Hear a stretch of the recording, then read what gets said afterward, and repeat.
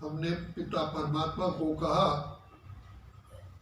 पितु मात सहायक स्वामी सखा, तुम ही एक नाथ हमारे हो, जिसका कोई और आधार नहीं, उसके तुम एक सहारा हो।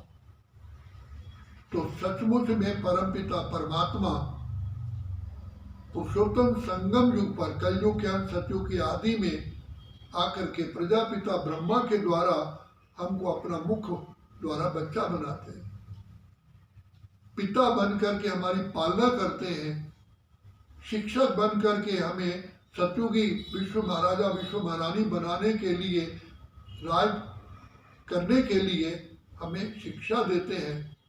पहले स्वराज्य अधिकारी बनाते हैं, अपने कर्मेंद्रियों का राजा। आज हमारी कर्मेंद्रिय हमारे कंट्रोल में नहीं है, तो बाप ऐसी शिक्षा देते हैं तो जिससे हम कर्मेंद्रियों के राजा बनते हैं। फिर इसी से ही हम अपनी शरीर पर भी कंट्रोल करते हैं, प्रकृति जीत बनते हैं, फिर माया जीत बनते हैं, 5 विकारों को जीतते हैं, फिर विश्व जीत बनते हैं, सबके दिलों पर राज्य करते हैं। तो कहा ना, शिव का डमरू डमरम बोले, अगम निगम के भेद खोले। तो बाबा आकर के आगे पीछे के भेद खोलते हैं कि बच्चे, सतयुग के शुरुआत में जब आपने इस सृष्टि पर प्रवेश किया था, पाठ बजाया, तुम ही तो महान से महान थे। तुमने विश्व पर अनेकों बार राज्य किया है और अनेकों बार राज्य गंवाया है। तो बाबा ने बताया कैसे सोना चांदी तांबा लोहा स्थिति से तुम नीचे उतरते हो। अब यही समय है, ये कल्याणकारी समय है, यही पावन बनने का समय है, यही जन्म जन्म के विकर्मों को भस्म करने का केवल समय यही है। तभी कहा, उठ जाग मुसाफिर भोर भई, अब रहन कहाँ तू सोवत है। भोर मना रात्रि, कलयुग रात्रि खत्म हो चुका है, अब नया सतयुग, नया युग आने वाला है। तो नए सतयुग के लिए जागो, अपनी कमाई जमा कर। तो बाबा से जन्म जन्म के लिए झोली भरो।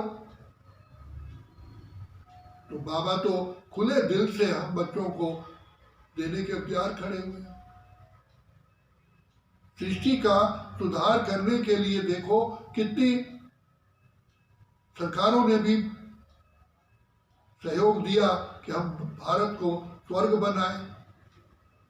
हमारे सबसे पहले जो होम मिनिस्टर थे मेहर चंद खन्ना, उन्होंने कहा कि इस भारत को सुधारने के लिए साधु समाज ही सुधार सकता है, जिन्होंने इतना त्याग किया। और सचमुच उन्होंने साधु संतों को बुलाया और उनके सामने ये रखा कि आप लोगों ने तो त्याग किया है, आप ही इस संसार को, इस भारत को खास सुधारने के निमित्त हो। साधुओं की कमेटी बनी, लेकिन बाबा कहते हैं कोई भी मेरे सिवाय कोई भी इस भारत का कल्याण नहीं कर सकता। तो बाबा ने हम पर कितनी अपरंपार कृपा की है, जो हमको पावन बनने का सहज तरीका बताया। और बाबा ने एक रहस्य बताया है कि बाहुबल से कोई भी संसार पर राज्य नहीं कर सकता, विश्व को नहीं जीत सकता।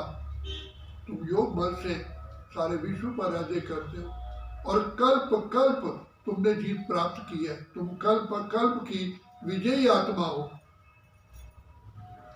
तो सबसे पहले बाबा ने जन्म हमको दे करके दिव्य बुद्धि का वरदान दिया और अपने साथ योग लगाने का सहज मार्ग बताया।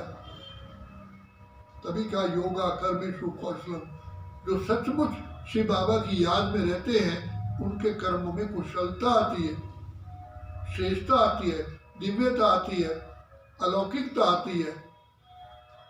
उनके हर कर्म बहुत प्रिय लगते हैं। इसलिए बाबा कहते हैं बच्चे तुम पवित्र बनो, योगी बनो, योगी जीवन है प्यारा। तुम संसार सुधारने वाले हो। बाबा कहते हैं तुम हो वास्तव में सबका बेड़ा पार करने वाली रूहानी सेना, विश्व का आधार मूर्त और उद्धार मूर्त हो। तो बाबा ने कितनी बड़ी जिम्मेदारी हम बच्चों पर रखी है। बाबा सबसे पहले कहते हैं बच्चे दे दान तो छूटे ग्रहण। तुम सबसे पहले 5 विकारों का दान दो तो तुम्हारा ग्रहण छूट सकता है। तो हमने जब बाबा के बच्चे बने तो बाबा सब कुछ आपका है, मैं आपका। तभी तो कहा त्वमेव माताश्च पिता त्वमेव, त्वमेव बंधु च सखा त्वमेव, त्वमेव विद्या च ऋणम त्वमेव, त्वमेव सर्वम मम देव।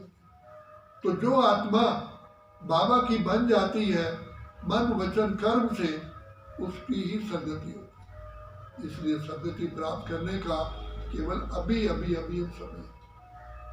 दूसरी बात आप ये सोच लीजिए, जितना हम अपने बाबा को याद करते हैं हमारा मार्ग आगे आगे खुलता जाता है।